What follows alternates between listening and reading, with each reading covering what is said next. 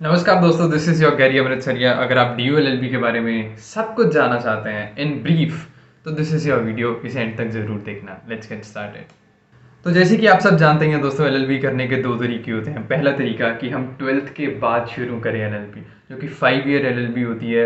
और इसमें हम जनरली क्या करते हैं कि बीए एलएलबी को ऑप्ट करते हैं। ऑप्शंस और भी बहुत सारी होती हैं, लेकिन जनरली जो स्टूडेंट्स करते हैं वो बीए एलएलबी ऑप्ट करते हैं। और वो पूरा टेन्योर जो होता है वो 5 ईयर का होता है। और दूसरा ऑप्शन जो होता है वो दोस्तों ग्रेजुएशन के बाद होता है एलएलबी करने का, कि हम पहले एक ग्रेजुएट हुए। ग्रेजुएशन हम किसी भी फील्ड में कर सकते हैं, कोई मैटर नहीं करता। अभी आप साइंस की फील्ड में ग्रेजुएशन कर रहे हैं, आप कॉमर्स में आपने बीकॉम किया है, आपने आर्ट्स में बीए किया है, या कुछ भी किया हो, आप एक बस ग्रेजुएट होने चाहिए। और तब जो एलएलबी होती है दोस्तों वो 3 ईयर एलएलबी होती है, और उसके 3 साल लगते हैं। मतलब पहले जो ट्वेल्थ के बाद था वो 5 साल थे, और इसके बाद 3 ईयर है। तो मतलब आप ऐसा कह सकते हैं कि अगर एक बच्चा पहले बीए कर रहा है, मतलब 3 ईयर्स उसे बीए करने में लगे, ग्रेजुएट होने में लगे, उसके बाद 3 साल उसे लॉ करने में लगे, मतलब टोटल 6 ईयर्स हो गए।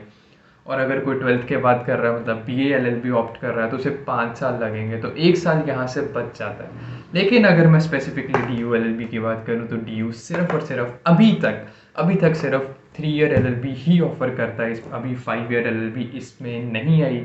डीयू में, दिल्ली यूनिवर्सिटी में 5 ईयर एलएलबी अभी ऑफ़र नहीं की जा रही। तो अगर आप डीयू में एलएलबी करना चाहते हैं और आपका आगे फ्यूचर गोल है कि मैं डीयू एलएलबी के लिए प्रिपरेशन करूँ, या अगर आपने इस साल भी सीयूईटी पीजी दिया है, तो फिर आपको 3 ईयर एलएलबी ही एक ऑप्शन मिलती है, कोई भी और ऑप्शन नहीं मिलती। तो let's get back to the point कि हम डीयू एलएलबी के बारे में और क्या क्या सोच सकते हैं, या हमें क्या वो पॉइंट्स हैं जो दिमाग में रखने हैं जब हम डीयू एलएलबी के बारे में सोच रहे हैं। पहली चीज़ तो हम ऑफकोर्स ये जान चुके हैं कि इसमें सिर्फ और सिर्फ 3 ईयर एलएलबी ही ऑफ़र की जा रही है, वो भी सिर्फ ग्रेजुएशन के बाद। 3 ईयर में जब भी वर्ड यूज़ करूँगा उसका मतलब यही है कि ग्रेजुएशन के बाद ही हम एलएलबी कर सकते हैं। दूसरी चीज़, हम इसके कॉलेजेस की बात कर लेते हैं। डीयू में 3 कॉलेजेस ऑफ़र किए जाते हैं: लॉ सेंटर 1, लॉ सेंटर 2 और कैंपस लॉ सेंटर, जिसे फैकल्टी ऑफ लॉ कहा जाता है। बिल्डिंग 2 है, लेकिन कॉलेजेस 3 हैं। अब डिफरेंस कहाँ मैं आपको बता देता हूँ। डिफरेंस आता है टाइम में। अगर हम मॉर्निंग कॉलेज की बात करें तो 2 मॉर्निंग कॉलेजेस हैं, एक इवनिंग कॉलेज है। मतलब एक कैंपस लॉ सेंटर की बिल्डिंग है जो कि मॉर्निंग कॉलेज है, वहाँ सिर्फ कैंपस लॉ सेंटर ही चलता है। और एक अलग बिल्डिंग है जिसे उमंग भवन कहा जाता है, वहाँ पे LC2 की क्लासेस चलती हैं मॉर्निंग में, और LC1 की क्लासेस चलती हैं इवनिंग में। टाइमिंग्स क्या रहते हैं गाइस? टाइमिंग वही रहता है, अगर आप LC2 में हैं तो आपकी जो टाइमिंग्स रहेंगी गाइस वो फ्रॉम मॉर्निंग 8 टू आफ्टरनून 2 तक रहेंगी। और CLC में थोड़ा सा इसे शाम तक कर दिया जाता है, क्योंकि वहाँ कोई ऐसा रिस्ट्रिक्शन बहुत ज़्यादा है नहीं टाइमिंग में, कभी कभी क्लासेस शाम तक भी चलती हैं। और LC1 की अगर मैं बात करूँ तो मतलब आफ्टरनून 2 बजे से लेकर रात के 8 बजे तक ऑफिशियल टाइम है। आप जल्दी भी फ्री हो सकते हैं, आप लेट भी फ्री हो सकते हैं, लेकिन जनरली आप 7:30 तक, अगर आपकी सारी क्लासेस लग रही हैं तो 7:30 तक आप जनरली फ्री हो जाते हैं। तो ये 3 हैं हमारे DULB के जो कैंपस हैं, और ये तीनों के तीनों नॉर्थ कैंपस में लाई करते हैं, सेंट स्टीफन के पास ही लाई करते हैं। और एक बहुत ही अलग दुनिया देखने को मिलती है, बहुत ही अलग वर्ल्ड देखने को मिलता है जो आपने कभी भी इमेजिन नहीं किया होगा। और आप जानते हैं दोस्तों, नॉर्थ कैंपस तो कहाँ नहीं फेमस, और नॉर्थ कैंपस की लाइफ बहुत अलग है। तो अगर आप इन 3 सेंटर्स में से टाइमिंग के अकॉर्डिंगली कहीं एडमिशन लेना चाहते हैं तो आप ज़रूर आएँ, और आपको एक अलग ही ज़िंदगी देखने को मिलेगी जो कहीं और नहीं मिलेगी। अगला क्वेश्चन दोस्तों, एडमिशन लेनी कैसे है DULLB में? पहले क्या होता था कि DULLB का अपना खुद का एग्ज़ाम होता था, DULLB खुद कंडक्ट करवाती थी, जो कि एक बहुत अच्छा, मैं पेपर कहूँगा, बहुत ही एक हाई लेवल पेपर होता था, जिसमें लॉ आती थी, जिसमें इंग्लिश आती थी, जनरल नॉलेज आती थी, बोथ स्टैटिक एंड करंट, जिसमें हर चीज़ को, हर एक ओवरऑल पेपर था जिसमें हर चीज़ को एक बच्चे को टेस्ट किया जाता था। लेकिन इस साल मतलब 2023 में क्या हुआ कि ये एग्ज़ाम CUET PG के थ्रू होने लग गया, जिसमें देखा गया कि लॉ तो बिल्कुल ही हटा दी गई। एक जर्नल सा पेपर रखा गया जिसमें मैथ्स भी आ रही है। तो जो 2024 के लिए प्रिपेयर कर रहे हैं guys, you need to buckle up, क्योंकि जिनकी मैथ्स अच्छी नहीं है उन्हें मैथ्स पे बहुत फोकस करना पड़ेगा। वो भी से मैथ्स अपना तैयारी कर दें, वेट मत करें कि सिलेबस आएगा, क्या चेंजेस होंगे, क्या होंगे। जो भी होगा, कभी भी हार्ड वर्क वेस्ट नहीं जाता, इट ऑलवेज पेज यू। आप जो भी कर रहे हैं मैथ्स की तैयारी, या एक 4 सब्जेक्ट्स जो भी आपको, जो 2023 में आपको सब्जेक्ट्स हैं उनकी तैयारी करनी आप शुरू कर दें, आपको ज़रूर वो हेल्प करेगा DULLB 2024 में या फिर आप इसे ऐसे कह लें कि CUET PG में ज़रूर हेल्प करेगा। अब थोड़ा सा कॉलेज की बात कर लेते हैं गाइस। एक डाउट सबको बहुत ज़्यादा रहता है कि किस लैंग्वेज में पढ़ाया जाता है क्लासरूम्स में।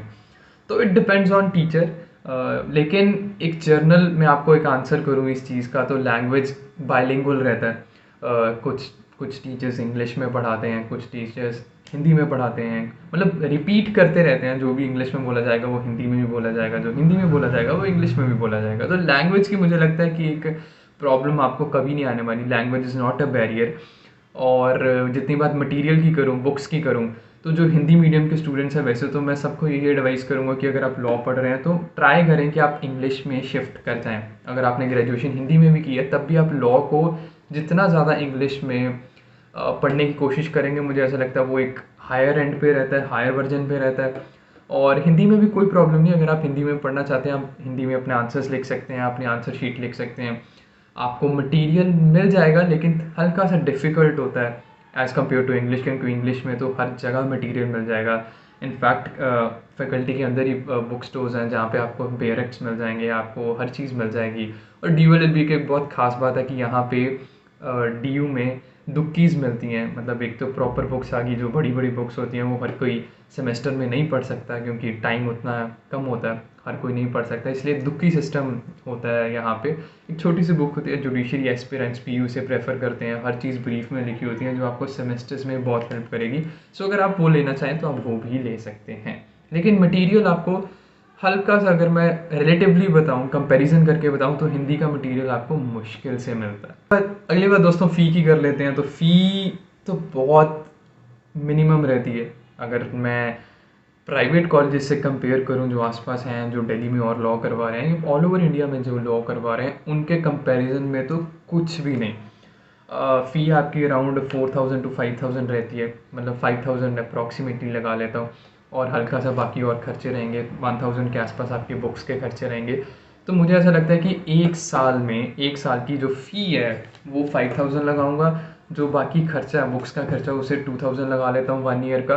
तो 10,000 के अंदर अंदर आपका पूरा 1 ईयर कंप्लीट हो जाता है और 1 ईयर अच्छे से निकल जाता है। ये सिर्फ आपका फ़ी और बुक्स का एक्सपेंडिचर बता रहा हूँ। बाकी अगर आप आउट ऑफ दिल्ली रहते हैं और यहाँ पे आके आपने PG लेना है, वो सब चीज़ें लेनी है, तो उसका एक्सपेंडिचर जो रहता है मैं मंथली अराउंड 6000 to 10,000 के बीच में रखूँगा। लेकिन आप बढ़ा जितना मर्जी सकते हैं, वो अब 20,000 भी कर सकते हैं।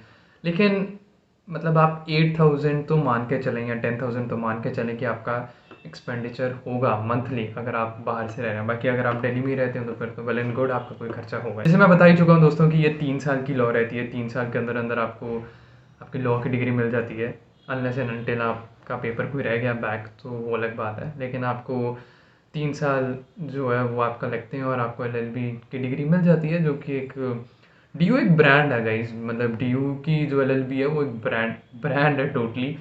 और इसकी एक इम्पोर्टेंस अलग है। अगर आप फ्यूचर में कहीं भी प्रैक्टिस करने जाते हैं या कहीं पे भी जाएंगे, इंटरव्यू में भी जाएंगे, जुडिशरी के इंटरव्यू में भी जाएंगे, इसकी वैल्यू ज़्यादा होगी एज़ कम्पेयर टू बाकी सब जगह से जो LLB कर रहे हैं।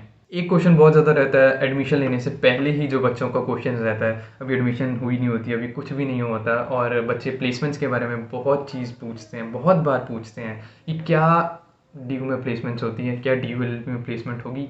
तो गाइज़ मैं एक चीज़ बता दूं, देखो प्लेसमेंट के बारे में बात करने से पहले हमें ये समझना पड़ेगा कि हमने उन 3 सालों में, उन 2 सालों में हमने किया क्या, अपने ऊपर काम कितना किया। एग्जाम्पल के तौर पे अगर कोई बच्चे ने बहुत सारे इन अपने टेन्योर में, जब वो LLB कर रहा था तो उसने बहुत सारी इंटर्नशिप्स की, वो बहुत ज़्यादा उसने प्रैक्टिकल एक्सपीरियंस लिया, वो कोच में गया, वो बहुत सारी अच्छी कंपनीज़ में गया, मतलब इंटर्नशिप्स की वेरियस डिपार्टमेंट्स में।